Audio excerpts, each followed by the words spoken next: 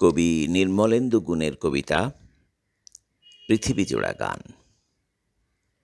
পৃথিবী নামের এই ক্ষুদ্র গ্রহটিকে কখনো কখনো খুব পূর্বপুরুষের ভিটে বাড়ি বলে মনে হয়। তখন আনন্দে মন ভরে ওঠে। আহা, কি যে ভালো লাগে! গর্বে আমার পা পড়ে না মাটিতে।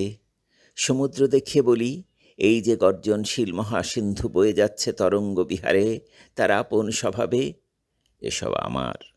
রাতের নির্জন আকাশ দেখিয়ে বলি, এই যে নক্ষত্রপুঞ্জ অনাবৃত মহাকাশে ঝুলে আছে, এগুলো আমার। পৃথিবীর উচ্চতম পর্বতশৃঙ্গের দিকে অঙ্গুলি নির্দেশ করে বলি, অফসেট নীলে মোড়া ওই যে তুষারে আবৃত চূড়া দেখা যায়, ওখানে আমার স্বপ্ন চঞ্চল প্রপাতে বাহমান।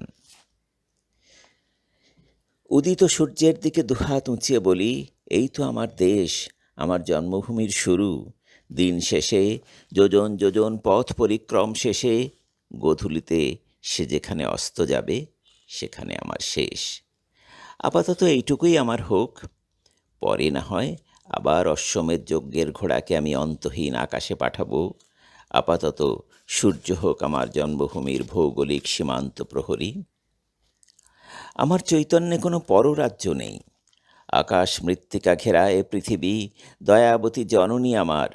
তার গর্ভদেশ পড়েছে বঙ্গীয় কাশবনে, তাই তাকে ভালোবেসে বলি জন্মভূমি, বলি আমার স্বদেশ। জননী কি গর্ভস্থলটুকু শুধু? জননী কি শুধুই জরায়ু? জননী সমস্ত দেহ, তার আনখ মস্তক। জানি জন্ম আর জন্মভূমি এ দুয়ের ফাঁক দিয়ে প্রবেশ করেছে বৈরিকালের বাতাস, তাই শ্রেণীর দ্বন্দ্বে খণ্ডিত হয়েছে পৃথিবী এত খণ্ড খণ্ড রূপে। এই দ্বন্দ্ব ঘুচে গেলে আবার সম্পূর্ণরূপে মহামানবের পূর্ণ তীর্থে জাগিবেন জন্মভূমি জননী আমার।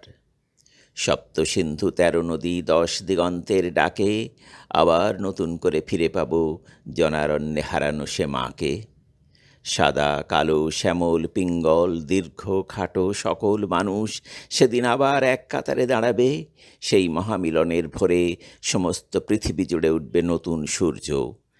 এক কণ্ঠে গীত হবে শতকোটি কণ্ঠের সঙ্গীত। সেই নবভৌগোলিক শিখার আগুনে ভস্য হবে পুরানো প্রাচীর। তখন এশিয়া মিলবে আফ্রিকার সনে, আর ভূমিহীন উপনের মনে যুক্ত হবে লুমুম্বার প্রাণ। প্রসারিত হবে জন্মভূমি, আবার ধ্বনিত হবে নতুন পৃথিবী জোড়া গান।